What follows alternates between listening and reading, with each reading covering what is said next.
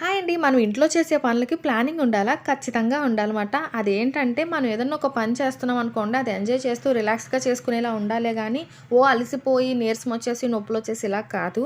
అందుకోసమని చెప్పేసి ఎప్పుడు పనున్నా సరే వన్ బై వన్ చేసుకుంటూ ఉండేలా చూసుకోండి. అన్ని పనులు ఒకేసారి పెట్టేసుకున్నారనుకో చేయలేరు. అందుకోసమని నేనైతే మా పెద్ద బెడ్‌రూమ్‌నైతే క్లీనింగ్ ప్రాసెస్ అయితే పెట్టుకున్నాను. అది మొత్తం షెల్ఫ్‌ల్లో ఉన్నటువంటివన్నీ తీసేసి ఈ విధంగా ఏదన్నా పిల్లల లెగ్గిన్ గానీ, సాక్సులు గానీ ఉంటాయి కదండీ! వాటిని ఇలా హ్యాండ్‌కి పెట్టేసుకొని క్లీన్ చేసుకున్నారనుకో చాలా వరకు చాలా ఈజీగా అయిపోద్దన్నమాట. మన చేతికి అందినంత వరకు మనం డస్ట్ అనేది క్లీనింగ్ అయితే చేసేసుకోవచ్చు.